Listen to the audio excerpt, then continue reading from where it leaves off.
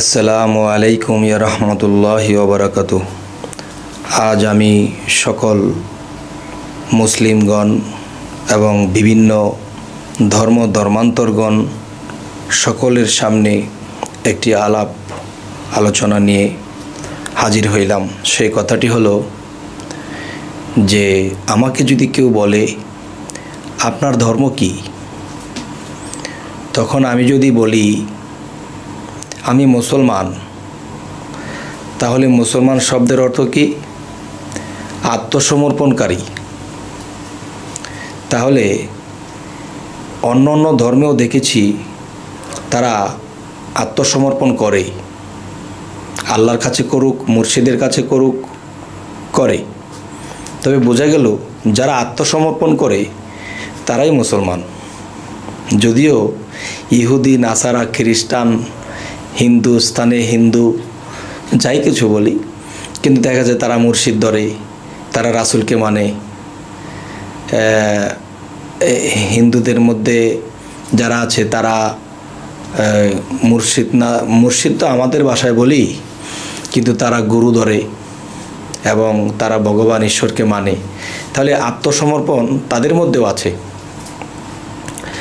তাহলে আমি যদি হিসেব মিলাতে যাই, তাহলে মূলত মুসলমান তারাও, কিন্তু অন্য নামে, অন্য কর্মের ধরনে তারা চলতেছে। যাই হোক, এখন যদি কেউ বলে যে আমার ধর্ম ইসলাম ধর্ম, যদি ইসলাম ধর্ম বলা হয়, ইসলাম শব্দের অর্থ কি? ইসলাম শব্দের অর্থ শান্তি।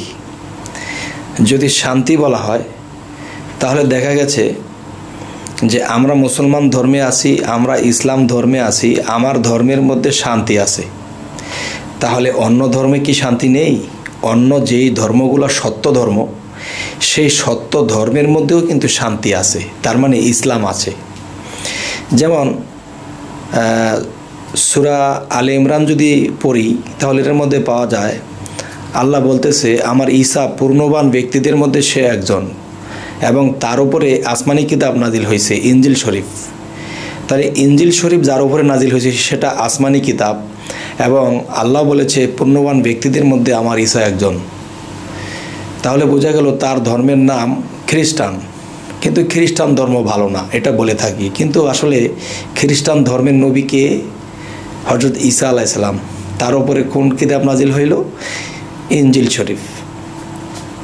তাহলে আমার কথা হলো যে সেই ঈসা আলাইহিস সালামের ধর্মের মধ্যেও যদি ঢুকি, তখন ঈসা আলাইহিস সালাম সে অনেক বড় ক্ষমতার অধিকারী নিয়ে আসছেন। তাহলে বোঝা গেল তিনিও গুরু ধরছেন, মুর্শিদ ধরছেন। যেমন তার গুরুর নাম ছিল ইয়াহিয়ার কাছে তিনি বায়াত গ্রহণ করছেন ঈসা আলাইহিস সালাম। তাহলে বোঝা গেল যে সেই ধর্মে বায়াত যখন হইল তখনও আত্মসমর্পণ আছে। তাহলে আল্লাহর কাছে আত্মসমর্পণ বা ঈশ্বরের কাছে আত্মসমর্পণ যাহারা করেছে, তাহলে মুসলমান শব্দের অর্থ যদি আত্মসমর্পণকারী হয়ে থাকে, তাহলে মুসলমান তারাও। আর যদি বলা হয় হ্যাঁ আমার ধর্মের মধ্যে শান্তি আছে, যেমন আমেরিকা খ্রিস্টান রাষ্ট্র, দেখা যায় আমেরিকা অনেক রাষ্ট্রকে হেল্প করে, সহযোগিতা করে, বা কোনো গরিব দেশ থাকলে এদেরকে সহযোগিতা করে।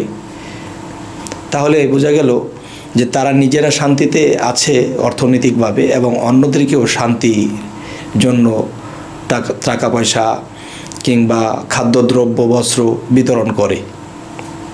তাহলে বোঝা গেল তারাও শান্তিতে আছে। তার মানে ইসলাম তাদের মধ্যেও আছে। তো আমরা যে কিছু কথা বলে থাকি যে ইসলাম হলো শান্তির ধর্ম, তো ইসলাম যে শান্তির ধর্ম, কিন্তু শান্তির জায়গায় শান্তি ঠিকই আছে, কিন্তু আমরা এই অশান্তি করে বেড়াই। কীরকম? যে না বুঝে আমরা ধর্মকে বিভিন্ন কথা বলে আমরা নিজেরাই ছোট হয়ে যাই। এমন কিছু কথা বলে ফেলি যে কথাগুলো বললে একটা মানুষ ছোট হয়ে যায়, নিজেই ছোট হয়ে যায়। একটা ধর্মের বিষয়ে একটা ফতোয়া, একটা যে কোনো কথা ছেড়ে দেওয়া হলো, তখন দেখা গেছে এই কথাগুলো নিয়ে তখন এই ধর্মের মধ্যে বিশৃঙ্খলা হয়ে যায়। তো তো আমি বলবো আল্লাহ কিন্তু এটা বলেছে যে আমি বিশৃঙ্খলাকারীদের পছন্দ করি না। তো যাই হোক, আজকে যে কথাগুলো সেটা হলো মুসলমান নিয়ে, যে আমরা মুসলমান বা আমরা ইসলাম ধর্মে, আমরা শান্তির ধর্মে আছি।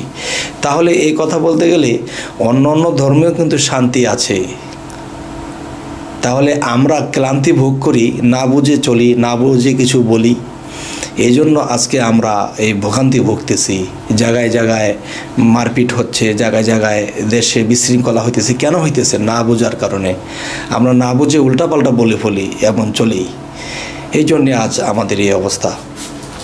যাই হোক, আজকের কথাটি হলো যে ইসলাম অর্থ শান্তি, আমরা সেই শান্তি বজায় রাখব।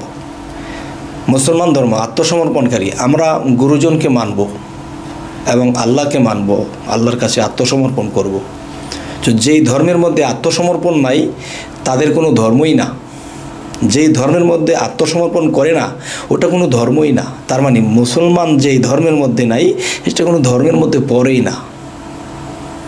তাহলে ভাষার কারণে আমরা অনেক সময় বুঝি না যে মুসলমান অর্থ আত্মসমর্পণকারী। তাহলে অন্য অন্য ধর্মের মধ্যে যারা আত্মসমর্পণ করেছে তারাও মুসলমান, যদিও অন্য ধর্মের নামে চলতেছে। যাই হোক, আজকে এই আলোচনাগুলো করা হলো যে আমরা যেন না বুঝে বিশৃঙ্খলা না করি, শৃঙ্খলের মতো যেন আমরা চলতে পারি, এই আমাদের মূল উদ্দেশ্য থাকবে।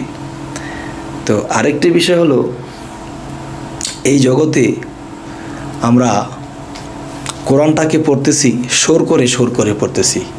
এখানে এক আলিফ টান, ওখানে দুই আলিফ টান, টান দিলে খুব মধুর হয়, খুব সুন্দর হয়, শুনতে ভালো লাগে। কিন্তু এই শুনতে যে ভালো লাগে, এখন সেই ভাষায় আমাকে কি বুঝাইতে চাইছে আমি সেটা বুঝলাম না। আমি না বোঝার কারণে আজকে এই বিশৃঙ্খলা করি। যেমন আল্লাহ একটা জায়গায় বলেছে, ওয়াল্লাজি খালাকাল মাউতা ওয়াল হায়াত আলী আবলু ওয়াকুম আইকুম আহসানু আমালা ওয়াহু ওয়াল আজিজুল গাফুর। এই যে কথাটা বললো, আমি কি বুঝলাম? কিছুই বুঝলাম না। তবে এই কথার অর্থ কি? আল্লাহ বলতেছে যে আমি মানুষের মৃত্যু ও জীবন সৃষ্টি করিয়াছি পরীক্ষা করার জন্য। তোমাদের মধ্যে কে কর্মে উত্তম, তিনি পরাক্রমশালী এবং ক্ষমাশীল। এখন তো বুঝলাম। তাহলে বাংলাটা যখন বললাম তখন আমরা বুঝলাম। তাহলে আমরা যদি এই কোরআনের দিকে লক্ষ্য করি যে এই আয়াতটা আল্লাহ কী বোঝাতে চাইছে, ওই আয়াতটা আল্লাহ কী বোঝাতে চাইছে, টেনে পড়ব পরে। আগে যদি কারো জ্ঞানে ধরে যে এই জিনিসটা আমার বুঝতে হবে যে আল্লাহ কি করতে বলছে, কোনটা করলে আমি সুপথে থাকব এবং আল্লাহর দেওয়া যে কর্ম আমল আছে এগুলা করে আল্লাহ পর্যন্ত পৌঁছাইতে পারবো। এখন দেখা গেছে সূরা ইনসিরাহ এবং সূরা সাফফাতের মধ্যে আল্লাহ বলেছেন যে তোমাদের আর মৃত্যু হবে না, তোমাদের আর মৃত্যু হবে না প্রথম মৃত্যু ছাড়া। অতএব যখনই অবসর পাও সাধনা করো। এই যে সাধনা করার কথা সূরা ইনসিরাতে বলছে। সূরা সাফফাতের মধ্যে আল্লাহ বলছেন, সূরা সাফফাতে আল্লাহ বললেন যে যারা আমার পথে সাধনায় আত্মনিয়োগ করে আমি তাদেরকে পরিচালনা করে থাকি। তাহলে ইনসিরা সূরার মধ্যেও আল্লাহ বলল সাধনার কথা এবং সূরা সাফফাতের মধ্যেও আল্লাহ সাধনার কথা বলেছে। তো এগুলা করলে কি হবে? এই সাধনগুলো যে আল্লাহ পরিচালনা করবে। আবার বলতেছে তোমাদের আর হিসেবও হবে না, তোমাদের আর প্রথম মৃত্যু ছাড়া দ্বিতীয় আর মৃত্যুও হবে না। অতএব যখনই অবসর পাও সাধনা করো। তাহলে আমরা নামাজ বা অন্য অন্য আমলের কথা বলে থাকি, কিন্তু সাধনা যে করতে হবে এই কথাটা আমরা বলি না। আজকে কোরআন পড়ি না, সুর করে পড়ি এবং শুনি, কিন্তু বুঝলাম না যে আল্লাহ কি বুঝাইতে চাইছে। যাই হোক, আজকে এই কথাগুলো বললাম কেন, যে আমরা যদি ভালো করে কোরআনটার দিকে লক্ষ্য করি তাহলে আমরা সুপথে থাকবো ইনশাল্লাহ। তো আজ এই বলেই রাখছি, ইনশাল্লাহ সকলেই ভালো থাকবেন। আল্লাহ হাফিজ।